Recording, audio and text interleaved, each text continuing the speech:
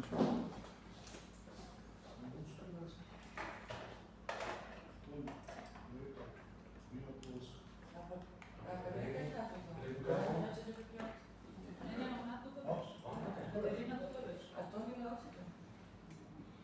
не пише дека ќе се Тоа не е билјана, да?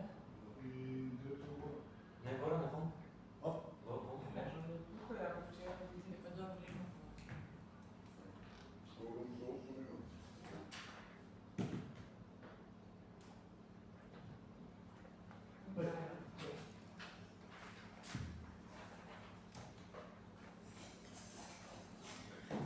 Ајде, чекаме.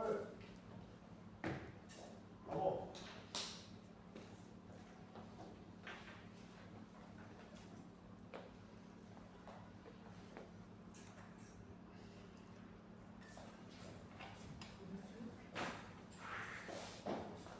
Погласно. За сите почнуваји собрањето станција општинска станција, поштовани колеги и суботници. Денеска осветуваме председател на Советот на општина Делчево и буквално 14-та седмица редовна обовесност на Советот на општина Делчево. Изволите и почнувам продолжение дневен ред. Решение за свикнување на 14-та седмица на Советот на општина Делчево. Точка 1. Предлог одлука за измени и допълнување на бюджетот на општина Делчево за 2026 година. Однос на продолжение дневен ред на парламентска влада за здравство. Лепа, почнуваме официјално. Решение за свикнување на 14-та седмица на Советот на општина Делчево. Однос на решението дали некој влада за влада. Лепа, колеги, рекомендувам да гласаме.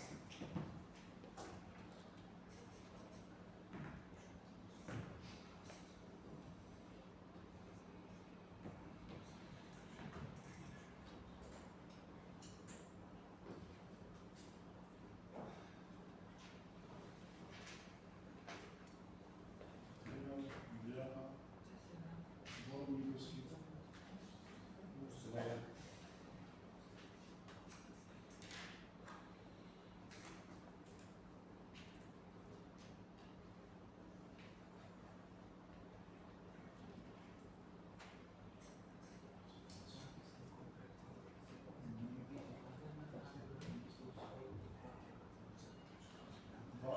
Гласали за, против нема, воздържани нема, тоа се случи со постојано дека решението усвоја. Завршува гласање. Шумни колеги, одиваме со точка број 1. Предлог одлука за измени и допълнување на бюџетот на општина Делчево за 2026 година. Ставите на општината господа Ана Саканска Николова.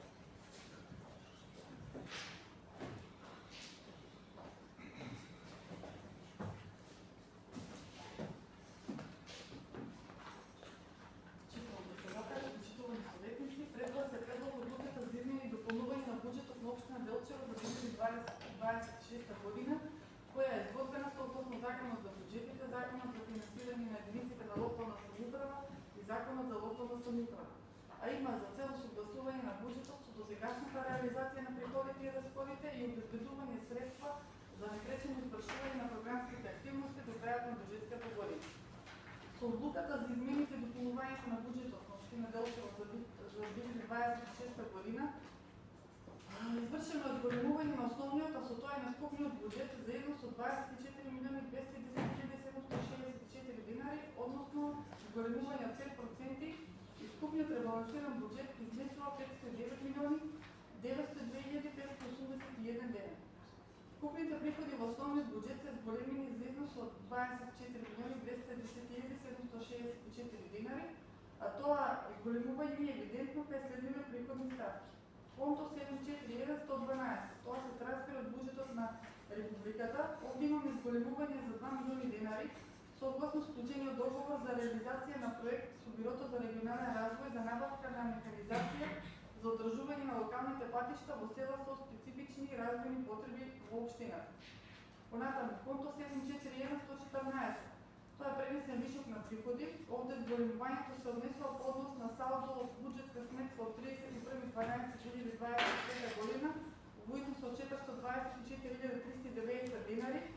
Имаме еден износ од 553.480 денари, средства кои по грешка беа префрлени на наменската сметка на јавното предпријатие за државни патишта, наместо на сметка за мерна станица за PM честички. Значи, тука само да ви објаснам, сметката на крајот завршува 789 Z2 и беше направена од бирото грешка, вместо Z беше ставено тројка и парите беа ошли кај сметката на јавното предпријатие. Понатаму, конто 741115, дотација од ДДВ, овде имаме зголемување од 15.560.668 денари, од кој дел за воедначување во износ од 7.533.112 денари и дел за перформанси во износ од 8.027.556 денари.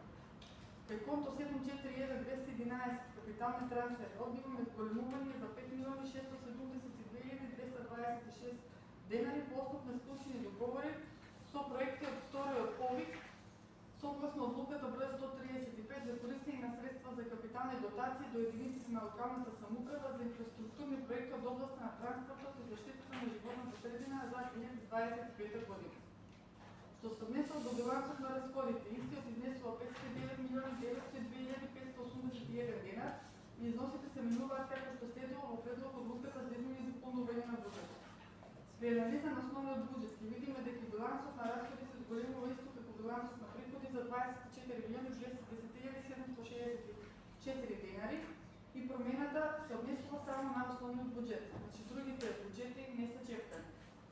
Од анализа на расходниот дел на основниот буџет може да се види дека во делот на група 40 плати на месец имаме зголемување на расходите за 115.382 денари, позначително зголемување од 11.643.037 денари има кај група 42 стоки и услуги. Во оваа група зголемувањата повеќе се кај конто 421 за комунални услуги во износ од 2.930.000 денари, тука највеќе имаме додадена струја. Понатаму кај конто 424 за 3.390.162 денари, овде имаме најголемо зголемување на ставката расходи за одржување на зелени површини, односно тоа ќе видат исплати кон јавното комунално предпријатие Брегалница за извршени услуги за одржување на зеленилото. Понатаму кај конто 425 договорни услуги зголемувањето е за 2.070.800 денари, а се однесува на програми за јавни работи, за општинско корисна работа, за програми преку Агенција за вработување и кај конто 427 привремени вработувања зголемувањето е во износ од 3.730.000 денари. Кај група 46 субвенции и трансфери имаме зголемување за 689.000 денари, а кај социјалните бенефиции имаме зголемување скоро за 1 милион денари. Овде се предвидени расходи согласно измената на програмата за социјална заштита, односно ќе бидат наменети за исплата на решенијата за еднократен паричен надомест за онколошки пациенти и еднородителски семејства. И капиталните разходи имаме зголемување за 10.794.782 денари, а се однесуваат на разходи поврзани со наши преземни области, основ на софинансирање на проекти за изградба и реконструкција на улици. Во посебниот дел од буџетот се дадени сите измени и дополнувања, поставки, програми, подпрограми, па доколку имате прашања, поведете. Шановни колеги, по важност на оваа точка одлука за измени и дополнување на буџетот на Врчево, отпадна расова дали побара за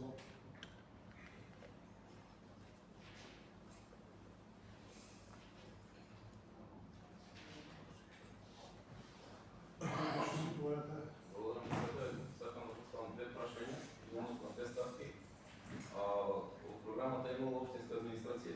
Имаме од 425 договорни услуги, од моменталните 879.800 денари, имаме зголемување на 1.619.800 денари.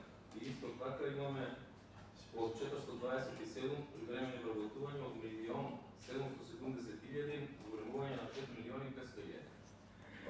Тие две ставки некако скокнуваат од целиот предлог ребаланс на буџет. Дали денес ребалансот го правиме само туку да обезбедиме плата за привремените вработувања? Благодарам. Само за привремени вработувања. Значи, распишува се нов тендер за времени вработувања и треба да имаме предвидено пари за това и сменена ставката, а во договорите услуги спомнати, дека ќе бидат ангажирани лица согласно преку Агенција за временни вработувања, за општинско корисна работа, јавни работи, во тој дел 4.2.5 има зголемување. Благодаря. Доктор Андреја Искровски, Ние вчера доста добро и темално го разгледувавме ребалансот. Јас имам можност да присуствам на Комисијата за финансии за прв пат, иако немам можност да гласам, се тоа присуствував. И ми сметам дека овој ребаланс е многу добро, сметаме како советничка група дека овој ребаланс е многу добро осмислен и ги покрива оние најбитните работи во овој момент. Јас верувам дека понатаму ќе следува друг ребаланс. Овде не е само за привремените вработувања, има и други работи. Привремените вработувања се важни, бидејќи некои јавија лепо тие привремени вработувања. Овде е и механизацијата за одржување на околни патишта, овде се социјалните бенефити, исплатата на првачињата.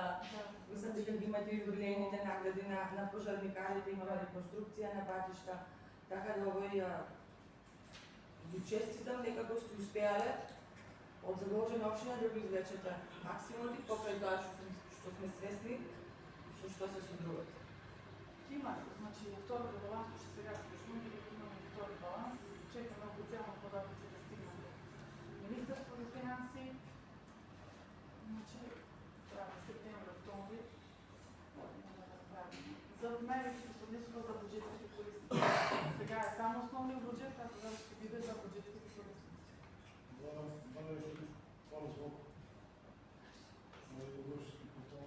Договорно председател, според член 166 од деловникот на Советот на општина Делчево, Комисијата по советничка група во текот на разгледувањето на буџетот ќе поднесе амандман.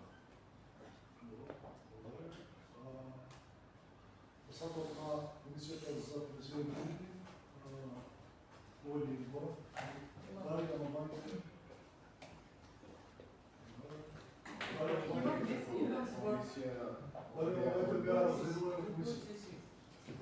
Комисија овие не могат да најдат така.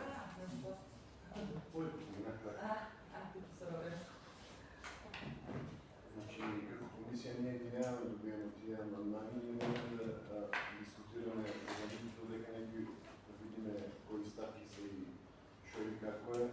Затоа комисијата е на став дека овие амандмани не треба ни да се разгледуваат затоа што нема добиено позитивно мислење и од комисијата. Благодаря. Доктор Андреја Искровски. Тоа се доста, овде има, како што гледам, голем број на амандмани. Мислам дека многу е нефер да бидат донесени, да бидат дадени сега, кога веќе советот е во тек. Тие треба да ги разгледаме, да ги обмислиме, сепак собрани, треба да го уважиме и трудот на нашиот колега. Комисијата треба да ги разгледа, има друг ребаланс. Мислам дека имало доволно време, за истите се договоривме и се сеќаваме дека советникот Гошевски потенцираше дека не треба да се касни со овие промени. Така да, мислам дека нонсенс овие сега во 5 до 12, не е ни веќе 5 до 12, 12 и 5, да бидат овие амандмани разгледувани. Благодарам. Како реплика? Да, повеќе. Имаме член од деловникот што го дозволува тоа. По самото разгледање на точката да може да се понесе амандман. И ако гледаме со точноста и со времето, кога се прави ребаланс или кога се збори за кога се разгледа буџет, имаме 15 дена. Треба 15 дена. Да, за ребаланс.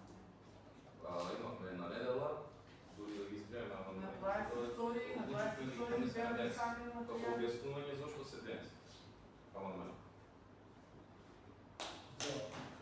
Не треба 15 дена, а за амандмани колку треба? Утре сте постои на време, за да сите наши колеги да разгледаат и да бидат сега не верувам дека нивни колеги е компетентни да разговара на истите теми, на истите амандмани.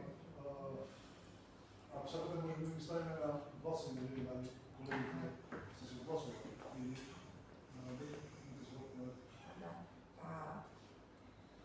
Да ги ставаме на гласање во смисол да ги разгледуваме или дали да ги ставаме? Ако веќе е повинат да ги дадам пауза да ги разгледаме учите.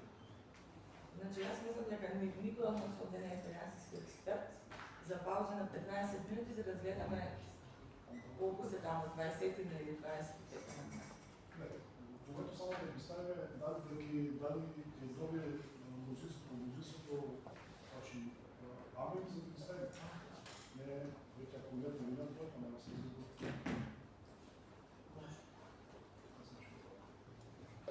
Амалманите поднесени от еднодушински, колко са 30? Процедурално. Процедурално бъде. Нема логика да ги ставаме на гласение, дай да ги разделуваме според деловни за работа, се разделува на самата. Се разделува, но не ги знаем, що да разделува. Кога сме добри. Има дел од деловникот кој што кажува дека ако се поднесе амандман на самата седница, се свикува комисијата да ги раздели и после продолжува со Ама ако времето трябва да се довезе. 2 дена. Фукс 30. 30. Колеги от комисията колко време трябва да ги знаят? Много време. Не знаем ли какви са Не знае за наредно много е условие. много да е прецизно, защото това не започва да се помни електронски 2-3 дена време пред. В комисията имаше възможност вчера да каже нещо по въпрос на Митки да излезеше с информация. Амалманите поднесени от Иван Душевски, 30 на брой, не става на гласен да бъдат разгледувани на малата седмица на своята точна начин.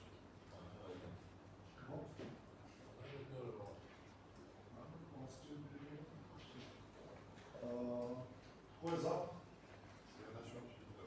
Сега съставим. Кой е за? Против?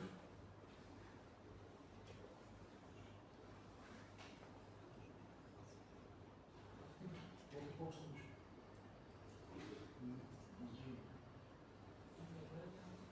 Удължим.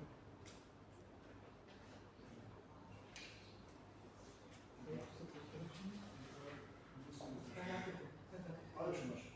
За двоица. Чекай. За двоица. Против. Има ли против? Няма против. Въздържан. Сега, че не само да гласах. Сега, ще смешно.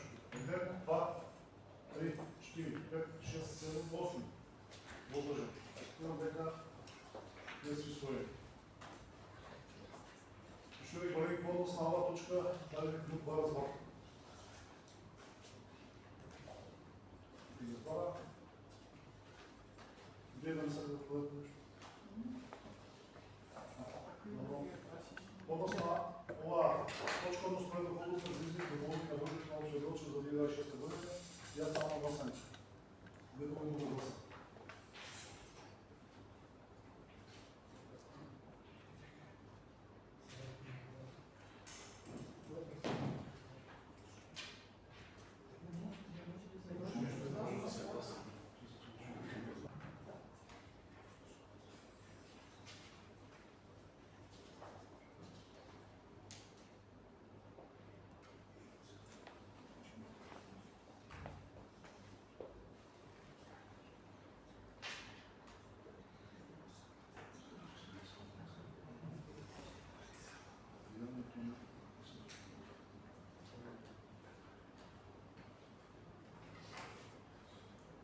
Чули колеги, 10 за, против 1, въздържали 20, 20 не гласа, колеги, които се отчитли.